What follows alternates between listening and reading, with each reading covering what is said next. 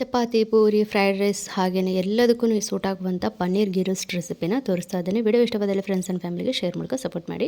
ಒಂದು 6 ಕೆಂಪು ಮೆಣಸನ್ನು ಹಾಕ್ಕೊಂಡಿದ್ದೀನಿ.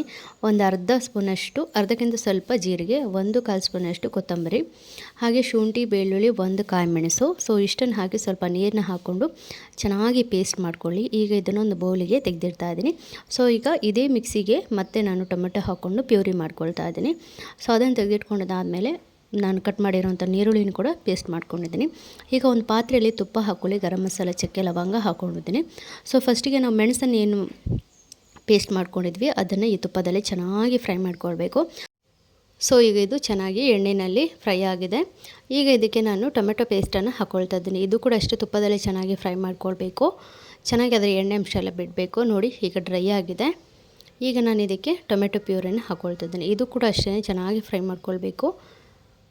ಈಗ ನಾನು ಇದಕ್ಕೆ 1/4 ಸ್ಪೂನಷ್ಟು ಉಪ್ಪು, ನಮಗೆ ಉಪ್ಪು ರುಚಿಗೆ ತಕ್ಕಷ್ಟು ನೋಡಿ ಹಾಕ್ಕೊಳ್ಳಿ. ಸ್ವಲ್ಪ ಅರಿಶಿನ ಹಾಕ್ಕೊಂಡಿದ್ದನ್ನು ಫ್ರೈ ಮಾಡಲಿಕ್ಕೆ ಇಟ್ಕೊಳ್ತೀನಿ.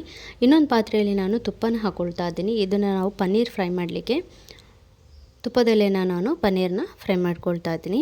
ಈಗ ಸ್ವಲ್ಪ ಉಪ್ಪು ಪೆಪ್ಪರ್ನ ಹಾಕ್ಕೊಳ್ಬೋದು. ನಾನು ಖಾಲಿ ಉಪ್ಪನ್ನಷ್ಟೇ ಹಾಕ್ಕೊಂಡಿದ್ದನ್ನು ಫ್ರೈ ಮಾಡ್ಕೊಳ್ತಾ ಇದ್ದೀನಿ. ಕೆಲವರು ಹಾಗೇನೆ ಹಾಕ್ತಾರೆ, ನೀವು ಹಾಗೇನೆ ಹಾಕ್ಬೋದು. ಸೊ ಸ್ವಲ್ಪ ಫ್ರೈ ಮಾಡ್ಕೊಳ್ಳೋದ್ರಿಂದ ಟೇಸ್ಟ್ ಇನ್ನೂ ಚೆನ್ನಾಗಿರುತ್ತೆ ಅಂತ ಅಷ್ಟೇ. ಈಗ ನಾವೇನು ಫ್ರೈ ಮಾಡಲಿಕ್ಕೆ ಇಟ್ಟಿದ್ವಿ ಅದಕ್ಕೆ ಸ್ವಲ್ಪ ಚಿಕನ್ ಮಸಾಲ, ಸ್ವಲ್ಪ ಖಾರದ ಪುಡಿಯನ್ನು ಹಾಕ್ಕೊಂಡಿದ್ದೀನಿ. ಈಗ ಚೆನ್ನಾಗಿ ಮಿಕ್ಸ್ ಮಾಡ್ಕೊಳ್ಳಿ. ಈಗ ನಾನು ಮಿಕ್ಸಿ ತೊಳೆದ ಮೆಣಸಿನ ನೀರನ್ನ ಹಾಕ್ಕೊಳ್ತಾ ಇದ್ದೀನಿ. ಅದು ಕೂಡ ಹಾಕಿದ ಮೇಲೆ ಚೆನ್ನಾಗಿ ಡ್ರೈ ಮಾಡ್ಕೊಳ್ಳಿ. ನೋಡಿ ಎಣ್ಣೆ ಬಿಟ್ಕೊಳ್ತಾ ಇದೆ. ಇವಾಗ ಗೋಡಂಬಿ ಮತ್ತು ತೆಂಗಿನಕಾಯಿನ ರುಬ್ಬಿ ಅದರ ನೀರನ್ನ ಹಾಕ್ಕೊಂಡಿದ್ದೀನಿ. ದಪ್ಪ ಹಾಲು ಮಾಡಿ ಹಾಕ್ಕೊಂಡಿದ್ದೀನಿ. ಚೆನ್ನಾಗಿ ಕುದಿಸ್ಕೊಂಡು ರುಚಿಗೆ ತಕ್ಕಷ್ಟು ಉಪ್ಪನ್ನ ಸೇರಿಸ್ಕೊಳ್ಳಿ. ಈಗ ಚೆನ್ನಾಗಿ ಒಂದ್ಸರಿ ಮಿಕ್ಸ್ ಮಾಡ್ಕೊಳ್ಳೋಣ. ನೋಡಿ ಎಷ್ಟು ದಪ್ಪ ಆಗಿದೆ ಅಂತ. ಈಗ ನಾನು ಇದಕ್ಕೆ ಫ್ರೈ ಮಾಡಿರೋ ಅಂಥ ಪನ್ನೀರನ್ನ ಹಾಕ್ಕೊಳ್ತಾ ಇದ್ದೀನಿ. ಸ್ವಲ್ಪ ಕೊತ್ತಂಬರಿ ಸೊಪ್ಪು ಹಾಕ್ಕೊಂಡು ಚೆನ್ನಾಗಿ ಮಿಕ್ಸ್ ಮಾಡ್ಕೊಳ್ತಾ ಇದ್ದೀನಿ.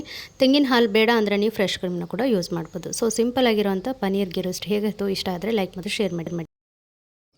ಎಲ್ಲರಿಗೂ ನಮಸ್ಕಾರ. ಇವತ್ತು ನಾನು ನಿಮಗೆ ತುಂಬ ಸಿಂಪಲ್ಲಾಗಿ ಟೇಸ್ಟಿಯಾಗಿ ಮಾಡುವಂಥ ಒಂದು ಗ್ರೀನ್ ಚಿಕನ್ ಕರಿ ರೆಸಿಪಿನ ತೋರಿಸ್ತಾ ಇದ್ದೀನಿ. ಬನ್ನಿ ಇದನ್ನು ಹೇಗೆ ಮಾಡೋದು ಅಂತ ನೋಡೋಣ. ವಿಡಿಯೋ ಇಷ್ಟ ಆದಲ್ಲಿ ಫ್ರೆಂಡ್ಸ್ ಆ್ಯಂಡ್ ಫ್ಯಾಮಿಲಿಗೆ ಶೇರ್ ಮಾಡ್ಕೊ ಸಪೋರ್ಟ್ ಮಾಡಿ.